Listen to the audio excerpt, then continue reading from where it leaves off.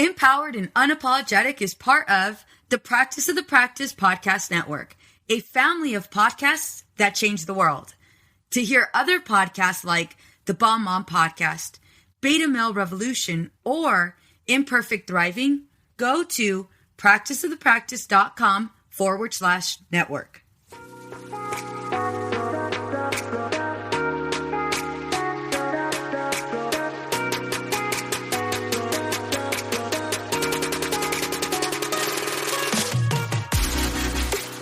Have you ever thought, how did I manage to lose myself? Being a mom is so hard, especially when we're feeling stressed and disconnected. We exhaust ourselves trying to create this perfect life for our family. You deserve to enjoy your marriage and your kids without the stress perfectionism brings. I am going to teach you how to identify who you are outside of all of the roles you play. Hi, I'm Veronica Cisneros. I'm a wife, mother of 3, and a licensed marriage and family therapist. I am on a mission to teach women just like you how to become empowered and unapologetic. Welcome to our Girl Gang.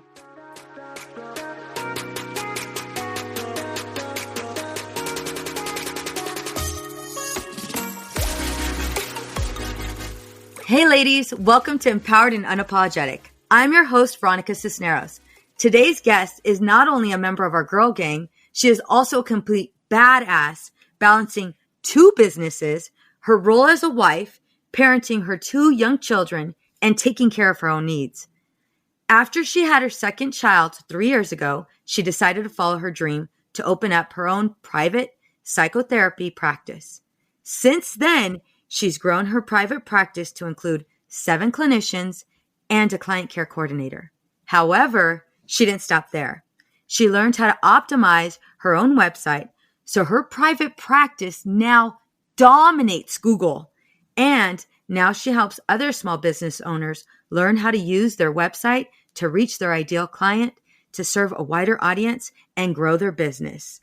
I have to admit, I'm a customer because she completely redid my entire website, and I'm also dominating the Temecula area. Thank you so much, Jessica.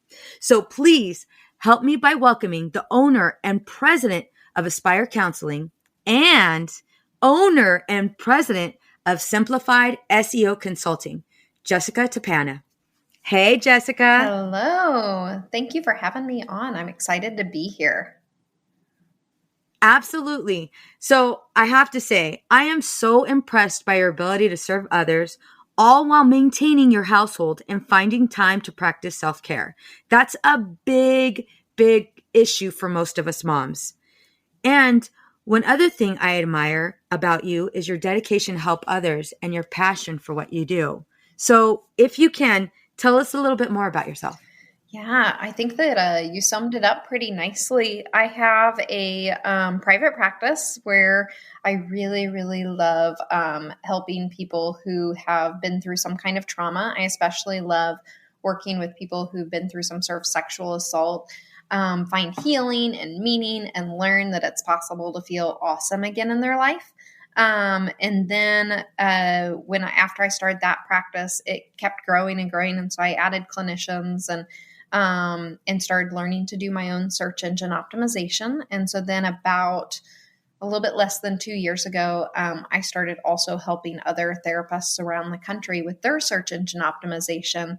And now we help people that aren't therapists sometimes too. And so I have those 2 businesses, but more importantly, I did all of that so I could balance the rest of my world, the rest of my life. I have by the time this airs, she'll be 3 because that's about to happen. I have a 3-year-old and a 6-year-old. And they are my world. They are amazing children and a very, very supportive husband. I think you have to have a supportive husband. You and I have talked about this before if you're going to have a small business. And so I have all of that going on and kind of, I like to think that as I'm kind of living the dream these days.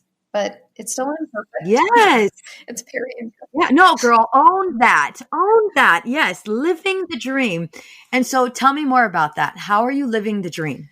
I think that maybe so last week, my daughter was really sick with the flu, and I was able to take off to take care of her. It was not easy. I had my mom help us out a little bit so I could go do a couple of appointments. But to me, like, that's the dream, right? Like, being able to be there for my kids and still run my business. And yeah, I mean, to me, that's what the dream is about, is being able to find that balance and being able to make decisions based on where I feel like I need to be. Sometimes in my gut, sometimes it doesn't even maybe make total sense to the rest of the world. I think one of my favorite things about kind of life right now is that I've learned to let go of a lot of the expectations I used to put on myself. I used to really feel like my house had to be perfect, and I still like a clean house. Do not get me wrong. Like, when my house is in order, I feel 1,000 times better. But there are days where I'll pick my kids up from school because I've rearranged both businesses so I can pick them up 3 days a week. And there are days where I'll pick them up from school and we'll be going home, and I have this intention of cleaning and making this nice dinner, but it's nice outside. And I'm like, screw it, we're just going to the park. And, Boom. you Yes. know, Yes. like, the ability to do that, it's incredible. Yes. And I think that's so important. You mentioned having this business, right? And being able to go ahead and work these hours so you can pick them up from school 3 times out of the week. I remember when I was working, and girl, I mean, you and I have talked about this. I was working about 40, 46, 56 hours a week. It was just nuts. And I remember being so upset and resentful because my nanny was able to drop off the girls, and my nanny was also able to pick them up. And I remember feeling so much guilt, right? Yes. And then getting to a place where, we're now able to set our hours, and we're able to do the drop-offs, and we're able to do the pickups, and taking it that next step even further with, okay, if this is what I'm feeling and I want to go ahead and just say, screw the workload and just enjoy my time with my kids. I think that's so important. So, so important. And hard to do sometimes. Yes. How did you do that? Because that's where a lot of us, there's this hiccup, and even for the moms that do work, crazy hours, like, how do we get to that place? What was it in your life that either you made the decision or you realized that, okay, wait a minute, life is more important? I'm really big on values. And I think that where we struggle is that most of us have so many things we value. Like, I really, really firmly value offering really high quality services in both of my businesses, and like really making a difference, helping people achieve their goals. I literally, like, it's such a high to like be able to help people, and when you hear their expressions of gratitude. And so I really value my career. At the same time, I really, really value my children. And sometimes I even am like, it's easy to say that you put your kids first. It's a lot harder to actually do it.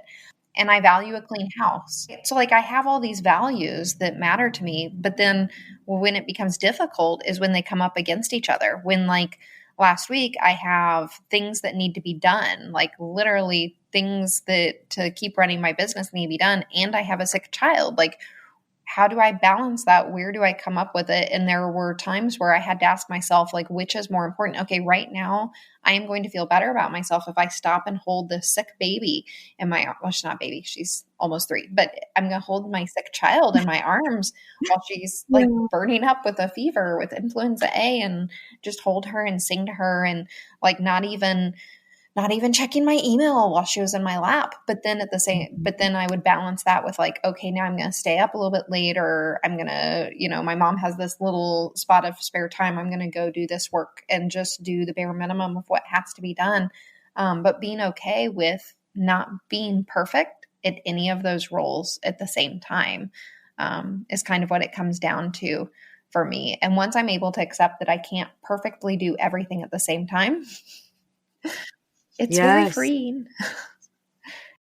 Absolutely. And there's guilt associated with that, right? Not being able to do it to this level of perfection, and I hear this often with moms.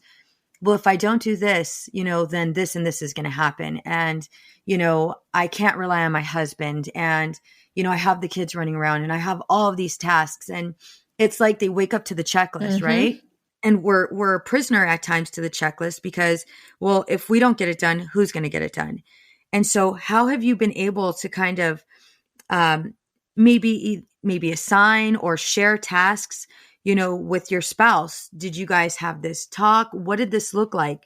Because I'm assuming with you running two businesses, and girl, I'm right here with you. I mean, this is what makes us really good friends is you and I both, have two businesses that we run, and that it's extremely demanding. And you mentioned having a supportive husband, which I agree 100%. How do they get there? Because I find most women have that trouble with even asking for help. Yeah, yeah, and I really have troubles with that. I think until this point in my life, I was always that person that like I just knew if I tried hard enough, I could do it. And so, at work, like other people would be totally overwhelmed by caseloads and I'd be overwhelmed, but like somehow, like I would find a way to do it. And now I'm at a point in my life and my career where like sometimes like that's just not enough. Just having the drive doesn't mean that I can literally get done everything I need in a day for both businesses, both children, and the household. And so my husband and I are kind of always renegotiating the roles, if that makes sense. It's so like right now he just started a new job. So right now he's really trying to establish himself. And so I literally am taking off every single time there's a snow day, which apparently Missouri just can't handle snow and there's like 2 inches and they cancel school. I mean, we're in Missouri. It's kind of expected that it's going to snow, folks, but I'm glad they're being safe, but there have been a lot of snow days. There have been a lot of sick days. There have been a lot of like days that school's off. And so right now I'm taking that on. But last week at the end of the week, my husband and I had a talk and we're like, okay, I can't keep that up forever. So it's going to look like this. Every time there's a sick day, you're going to take off. I'll take off for every snow day and every planned day. But that's also just a season. We could renegotiate that in a couple of months. I don't know. In fact, with my counseling business, with both businesses, I only figure out my work schedule for one semester. We're in a college town. And so for one college semester at a time, there's fall, there's spring, and then there's summer. I will figure out like what's my schedule going to look like. And during that time, my husband and I will negotiate kind of the rules, like the roles. So we'll say like, okay, I'm going to work Tuesday evening. So I need you not to be on call on Tuesdays. He's a nurse and sometimes he's on call. So he'll have to work that out with his work.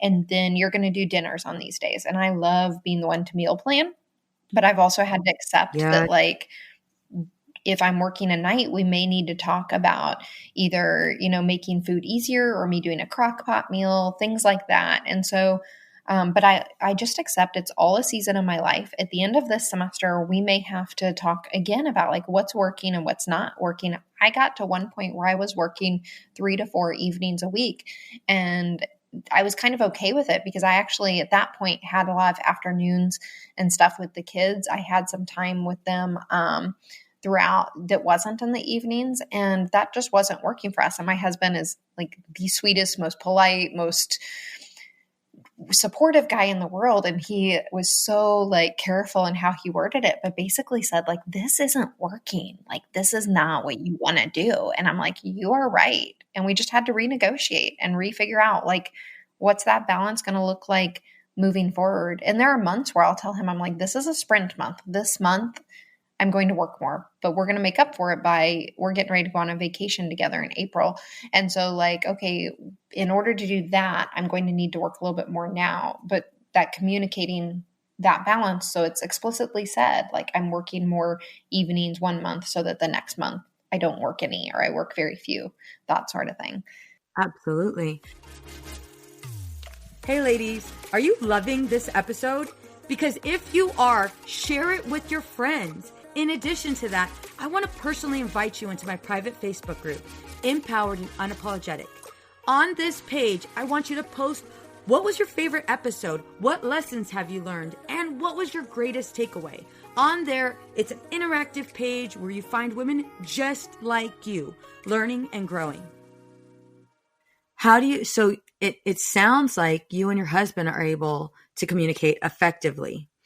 And in addition to that, you're both able to be vulnerable in that, this is what I have lined up, and you're open to, anything that he might have. And you guys are, you guys have this dance that you guys do where you're able to kind of give and take, but it's both negotiable.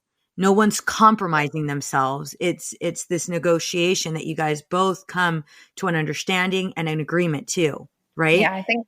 How do you get there?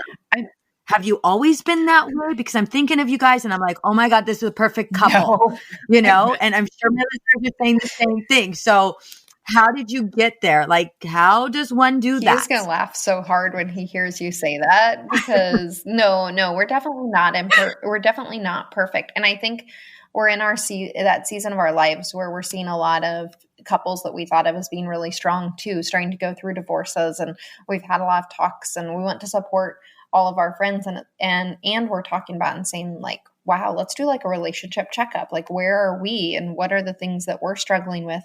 But we're not perfect. We definitely have very different communication styles. I will talk his ear off all day. If I see something wrong, I need to diagnose it. We need to talk it. We're going to sit down at the table and have this, like, hash this out. And he is like, I need to go chew on this in my own brain and put my thoughts together just perfectly before I express them. And like over the years, we just celebrated our 10-year wedding anniversary, and we've had to like really negotiate that. A big thing is like, if I feel like I have to talk about something right this minute, he'll say, I need to go think about this and I'll come back. And he has to give me a time, because by golly, if he doesn't, I'm going to be checking on him every 5 minutes. Have you had enough time to think about that? But yeah, so it's just really caring and valuing each other. And both of us have moments where, like, if we see the other is really affected by something, it just stops us in our tracks. And so I think that we're both really flexible. That's a huge thing. We both know that we came from very different families. We both love both of our families. Oh my gosh, we both got really lucky in the in-laws department, but they're so different that we are aware of that. And that means that we both bring with us to this marriage like a different idea of what marriage and life and finances and you name it looks like. And so just knowing that we come from different places and knowing that we really care about each other has helped us to be able to renegotiate and be flexible when we need to be, which is every day. Absolutely. No, absolutely. So would you say that in a relationship, and this is something I preach over and over and over again, in a relationship, you have to be both independent and interdependent? Yes. When Andrew and I started dating, it was really funny. The first weekend I ever met his brother gave me a ride home on a 3 hours away. We'd gone somewhere for my now husband's 21st birthday. And I met his brother and I needed a ride home. My friend was going to drive 3 hours out of the way to take me home. And he's like, well, I could. And so during that ride, I was like, you got married at 22 or 23. He was very young. I'm like, how does that work? And he essentially told me, I don't remember his exact words, but he essentially told me like they both have their own idea, their own identity. And in watching them all these years since, I realized like how true that is. Like they both have their own identity, but they have common interests and shared values and the things that are important they agree on. And so I think when I've looked around at marriages that are successful, like each person has their own thing and they have their things together. My husband has sports. He's obsessed with sports. Like it's really funny. You ask him any question and he like knows all this random trivia. I will go to sporting events with him, but I'm not huge sport. I'm like probably the least sports focused in my family. So that's kind of his thing. I'm very supportive. I'm okay with the fact that every time I look over, he's checking the latest scores because I know that's his thing. But then he's okay with the fact that like I wake up and the first thing I do is check my work email so that I can be prioritizing emails on my way to work in my head, because that's my thing. Like, yeah. He loves his career too, but mine is a little all encompassing sometimes because of 2 businesses. Yes. But we're okay with each other having our own thing. And then this weekend we're going wine tasting together and taking that time together because that's one of our together things that we really enjoy. And so yes, I completely agree with you. It's a really wordy way of saying that I think it is important that people have their own things, respect the other's independent thing, and have ways that we rely on each other and things that we share in our relationship. Yes. And, you mentioned in so many ways, the vulnerability of a marriage. I think we take for granted our husbands. We take for granted our time with our kids, and we get so caught up in all of the things. I know I personally have been guilty of it. I've gotten so caught up in, one of the businesses, or so caught up in this other business, and really establishing that level of independence and interdependence where you can still, communicate with your partner, hey, these are things that are going on, and this is kind of what it looks like for right now. If you can just hang tight, I'm working on it, and so that we can spend this time together, so that we can have this time in this place. And I think with all of that, it can be difficult if you're not in a position where you feel confident in your relationship to have those conversations. And I think that's where a lot of, some of the listeners, they get trapped. They feel trapped in having to do everything all of the time, and, working towards this level of perfection because they don't want to interrupt their partner, because maybe, maybe the mom's not working. Maybe the mom doesn't feel like her job is, at the level that her husband's, or is providing as much income as her husband's, position is, and, comparing and feeling less than. And I think in those times when we're not able to communicate all of these feelings or any of these feelings, I think that's when we start to disconnect and resent. Yeah, that resentment. And right, that resentment comes in. And, you talked about divorce. All of us in some way, shape, or form, look at the statistics. All of us in some way, shape, or form, that can happen, that can take place. And I'm not saying to go ahead and be in a relationship out of fear.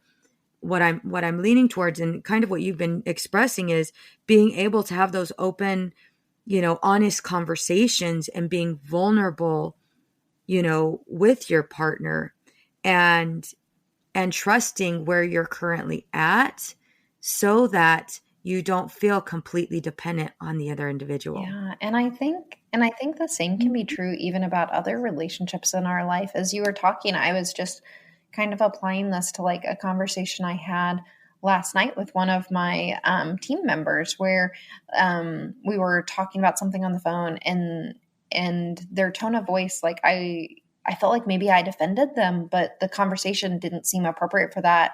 Like, it didn't seem like I'd said anything that did. And so, I'm a pretty blunt person. I'm a nice person, I hope. I try to be, but I'm also kind of blunt. And I was like, hey, are we good? Like, I'm sensing some of this. And it turns out that person had their own stressors going on. But if I hadn't just called it out, I think that all night I would have been like, was she upset about what I said? Like, that was, basically I was saying like, hey, can you redo a piece of paperwork? And I would have been like, well, that's their responsibility. I would have like come up with this whole narrative in my head that would have been very different than me just being like, hey, like, what's going on here? And even like in friendships and in interactions with extended family, I'm like, being able to be that vulnerable. There are some relationships, don't get me wrong, where that's not safe. Those are not usually the relationships I choose to have close to me. There are people that you need to walk on eggshells around, but the vast majority of people, and if you just open up a little bit, it can get you so much further than just creating an internal dialogue about what's going on in your head. Yes, exactly. Would you say that you have to have some level of confidence to do those things? Yes. And you have to decide that what you have to say is worth it. Or that your relationship is worth it. Sometimes is how I think about. Sometimes it's not even thinking about like, am I worth saying this? But is this relationship important enough to me that I don't want to let resentment build up? Oh, girl, yes. Yes, I love that. I love that you were able to say that. And in addition, I appreciate you saying it's a decision and it's my decision. I get to decide. I think most of us are trapped in believing that, well, it's the other person that calls all the shots, when in reality, we get to make that decision at any time. And I would highly recommend you asking yourself that question. Is this relationship important to me enough for me to have this deep conversation? And then you get to assess it from there. I love that, Jessica. And Yes. sometimes the answer is no. I mean, there are relationships, like if it's the person at the grocery store, you may decide like they seem to have an attitude, but this is not a relationship that really matters to me. I'm never going to see this person again. I'm not going to call them out on their attitude. I'm going to keep walking. But if it is a relationship that's important, I think if we see it as like, oh, I need to stand up for myself, that can really get into our own stuff a little bit. But if it's not about me, it's about us and our relationship, and this is someone that, like, if I lost them, that would really hurt. Resentment's bad for relationships, and if you're going to feel resentment if you stay quiet and it's a relationship that's really important to you, then sometimes it's a service to the relationship more than us it by helping yourself and getting your own needs met, by addressing the whatever's going on, it's also saving this relationship that you value. Yes. So with this level of confidence that you now have, right? How were you able to go ahead and take that and not have only one, but two businesses? Like, how did you do this?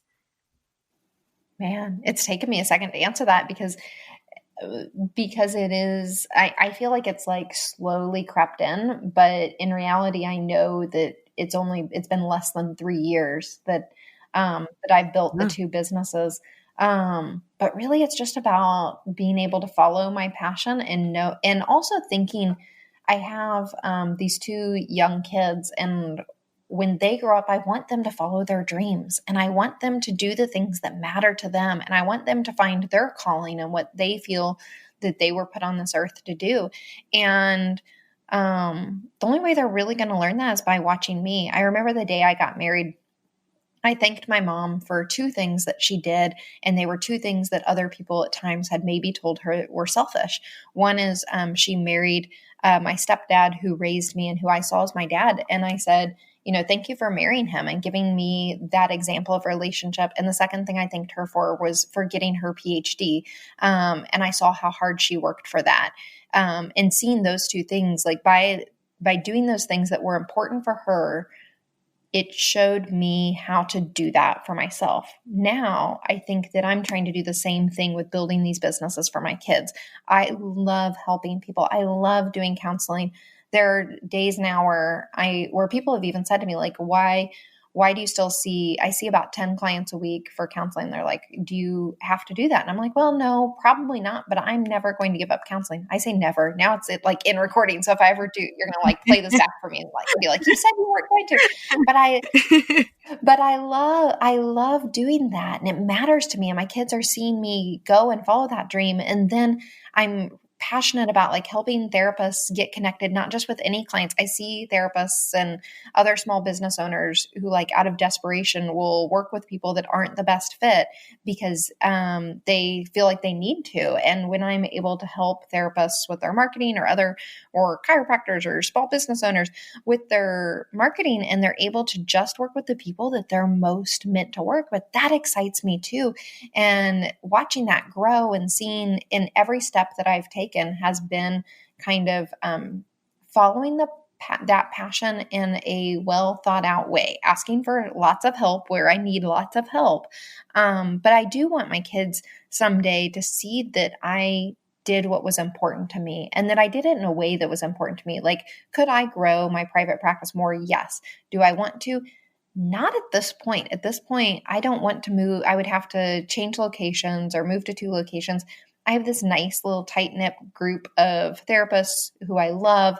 And so not just is it following my passion, but like I've made the purposeful decision right now not to expand a bunch, and that's okay. And that's based on what I'm really enjoying and really liking and what's important to me. And I want my kids to do the same thing. So that's been a huge driver of all of my growth and of all of my decisions too, is how do I set the kind of example for my kids that my mom set for me? Yes. And I really appreciate that you said that, because so many of us moms, we encourage our children to go ahead and be the president or be an astronaut or be that engineer or scientist, whatever they want to be. And very rarely do we model, the work ethic, the discipline. Very rarely do we model that we can achieve those things too. We're so focused on encouraging and uplifting our children, we don't take time out for ourselves to do the same. And so how are our kids going to know how to be that entrepreneur if they've never seen it modeled for them? How are they going to know to be all of these great things if their mother or father were completely intimidated by fear, and that fear of failure kept them from living out their dreams? If anything, now you're modeling, how to pay attention to fear and how to let it guide you. Yeah. And I think we don't realize that. And although it's not our intent, we really do have to pay attention to what we're modeling for our kids. And, I hear you when you say that. I do the same thing with my girls. I remember when Willie would be, he'd be deployed, in Afghanistan. And there was one time Aaliyah woke up in the middle of the night to go to the bathroom. And I think it was like 3 a.m. and she'd see my light on, and there I am typing away. She's like, "Mom, what are you doing?" And I was like, "Well, I'm doing schoolwork." And she's like, "You need to go to sleep." And I was like, "I did. I went to sleep at 11. I woke up 5 minutes ago." You know what I mean? Like, this is what it takes. This is what it takes because this is what I want. This is what the end result. And I didn't give her that, in-depth conversation at 3 o'clock in the morning, but I believe I was modeling something for her, and I'm hoping and praying that she's able to use that to go ahead and achieve whatever the hell goal she has, right? Yeah. Which you're doing the same thing. And I'll have those conversations too with my kids. Like, mommy, why do you like sometimes, family dinner is important to me. So there've been like last night I came home, I picked them up from school. I had all afternoon with them. I ate dinner, and then around bedtime, I went back to a local coffee shop to catch up on some paperwork type stuff. And my husband put them to bed, and we'd kind of decided that that's how the evening was going to roll. And both my kids actually, "Why, mommy, go work?" says my daughter, and my son's like, "Why are you going back to work?" And I was like, "Because it was more important to me that I have dinner with you. And so now that you're going to bed, I'm going to go do this so that I can go have a weekend with daddy this weekend." And, letting them even see how I make decisions in an age appropriate way. And I think that's tricky. And I second guess myself all the time about like, how am I describing this to them? But I don't want to keep I want them to know some of what my thought process is. And I'm always okay with my kids asking why. And I tell them that. And there have been times where my son has asked why, and it isn't age appropriate to explain something to him. And we'll say that, we'll say, "I can't tell you why, but I'm proud of you for asking why in this situation." But those are really, really rare, weird situations, right? Most of the time we can give them an age appropriate explanation for how we're having whatever conversation we're having or how we're making a decision. It's just explaining it on their level so that they learn more than just because I said so type mentality. Yeah, type answer, right? Yeah, absolutely. So I have to ask you, when did you know you made it? And when I ask you that, I'm not necessarily referring to like, obviously money and dollars, but like, when did you know, like, holy moly, I'm at this place right now in life? Like, what was it? I know for me, I remember, my husband was dancing with the girls in the living room, and, the girls were so in it. I mean, in it. And, I think Aaliyah, our oldest, who's now 17, she jumps on him and he's just twirling around, and, they're just having so much fun. And it was in that moment that I realized, holy moly, I made it. I made it out of, for me, I had a dysfunctional upbringing. And it was like in those moments that it was like, this is it. This is the life I want to live. For you, what was it? What moment was it, or what event was it that you just felt, this is it? This is the way I want to live life? My first thought was like, I haven't made it because there's no such thing as making it. But then I was like, as you were talking, I was like, there's so many of those little moments where this is the way I want to live. And so the one that comes to mind is when I had my daughter and was in the hospital and was holding her. And that's just how I always knew I was going to have more than one kid. But then I had kind of a rough pregnancy with my first and thought maybe I was done. And he prayed every night for 6 months for a sibling. And so we gave in and gave him a sibling, and another rough pregnancy. So I think that we're probably done. But holding her, there was a moment waiting for my son to get there to meet her. It was really important to us that my son be the first to meet his sister. But I had done everything to establish my own business. I told my work, I'm going to come back for 2 weeks, or so at the end of the school year. I was working at school at the time, and then I'm going to open my own practice. And so I developed a business plan. I was well on the way to having my own business. My husband had just started nursing school. He had another undergraduate degree, but decided that he wanted to go the nursing route. And I just was like, and this was my second kid. He'd finished nursing school. That was my first, that he had just started nursing school. But like, I just was like, he has his career kind of where he wants it to be. I'm literally following my dreams. I kind of felt like I was jumping off a cliff without a parachute, because opening your own business is kind of like that. But I knew that like we had figured out how we could survive on my husband's income alone for like 6 months. It was not going to be pretty, but like I was really that concerned that I wasn't going to make a single dollar in my own business. Yeah. But I was following my dream. Whether or not I was going to make a penny, I was going to follow it. And I had these kids, and I just had everything I wanted, I guess. And not to say that it has ever been easy or ever will be easy. There's, 30 days later, we were back in the hospital with my daughter on 10 liters of oxygen, because she had RSV. And, so it never has been easy. And starting your own business, the hours, it's exhausting, but it was like, I'm doing what I'm meant to do. Yes. Absolutely. How did you know that? How did you know that you're doing what you're meant to do?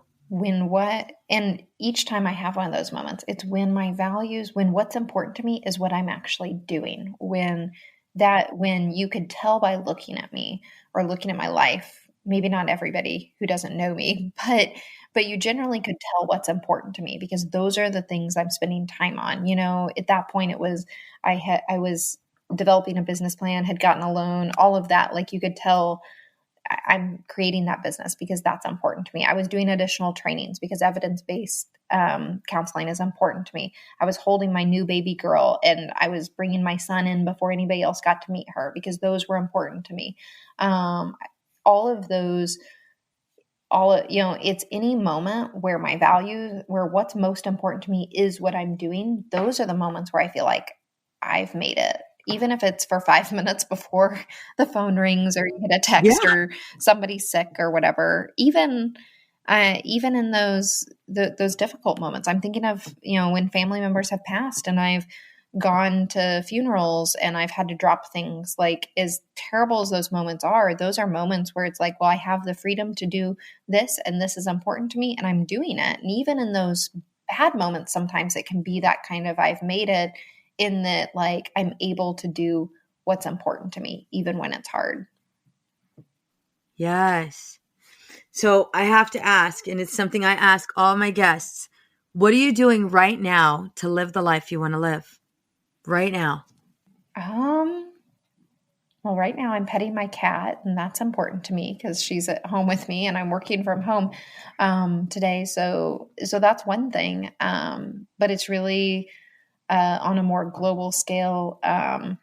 Similarly, it's finding that balance. This weekend, going wine tasting with my husband, that's investing in something else that's important to me. And last week it was dropping everything to take care of my daughter. So yeah, just continuing to put myself and my family first and meeting our needs. And what advice would you give to the mom who feels stressed and disconnected? Find one good moment. Let go of all the expectations. Forget the big picture for one afternoon, just for 10 minutes even. Just focus on the connection and focus on something that feels right. Maybe it's reading. Maybe it's having somebody else watch your kids.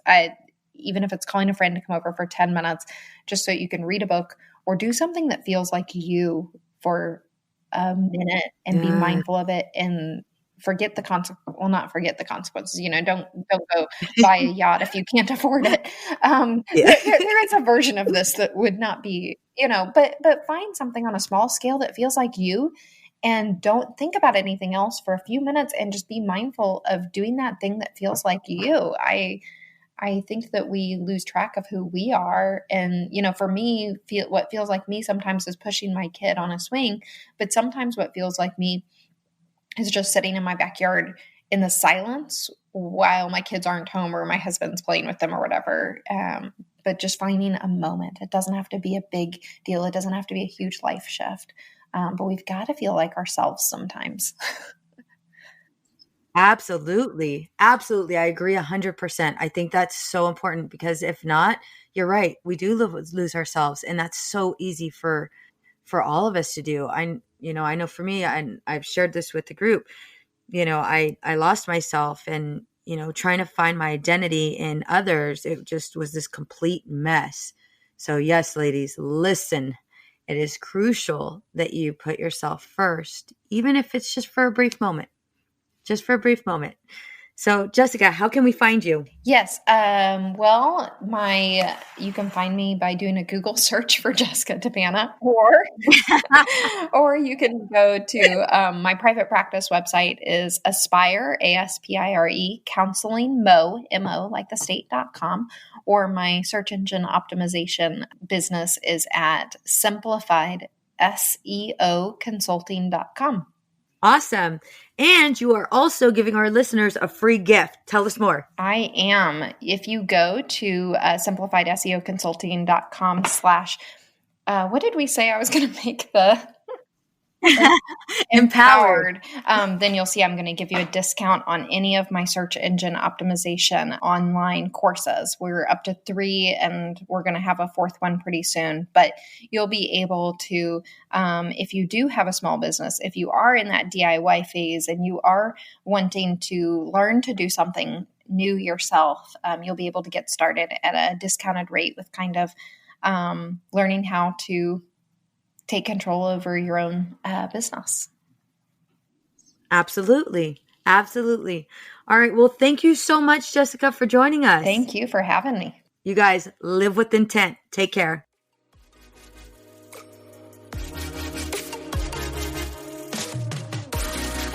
What's up, ladies? Just want to let you guys know that your ratings and reviews for this podcast are greatly appreciated. If you love this podcast, please go to iTunes right now and rate and review. Thank you, guys. Many women lose their own identity in the shadow of being a mom and a wife. We are a community of women who support each other. We leave perfectionism behind to become empowered and unapologetic. I know you're ready for the next steps.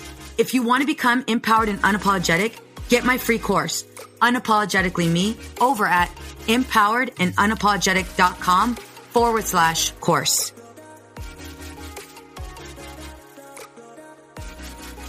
This podcast is designed to provide accurate and authoritative information in regards to the subject matter covered. This is given with the understanding that neither the host, practice of the practice, or the guests are providing legal, mental health, or other professional information. If you need a professional, you should find one.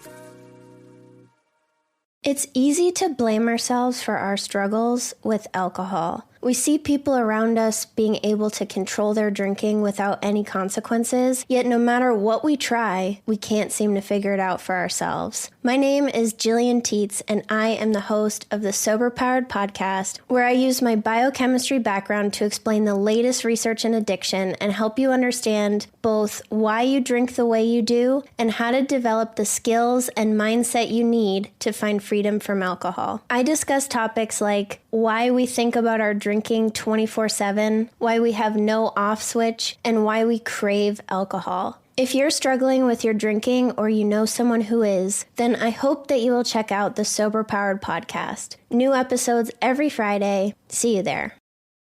Oh, hey, it's Erin. And I'm Michaela, and we're the hosts of the Two Sober Girls podcast, and we are on a mission to spill the wild truth about sobriety. Forget the rosé all day cliche. Sobriety is flipping amazing. Absolutely. It's not just about quitting the drink. It's a gift you give yourself and your loved ones. So what are you waiting for? Break up with that old toxic relationship with alcohol and let us show you the possibilities. And here's the thing. Everything your precious heart desires becomes way easier without the influence of alcohol. We're not just two sober girls, we're also wellness coaches. We're here to show you how to optimize health, lifestyle, and beauty, feel sexy and alive as F. So stay tuned because we're rolling out new episodes every Monday wherever you get your podcasts, and trust us, they have your name written all over them. We can't wait to share the magic of sobriety and wellness with you. Subscribe to Two Sober Girls Podcast today and come follow us on Instagram for behind the scenes action and send us a DM. We can't wait to meet you.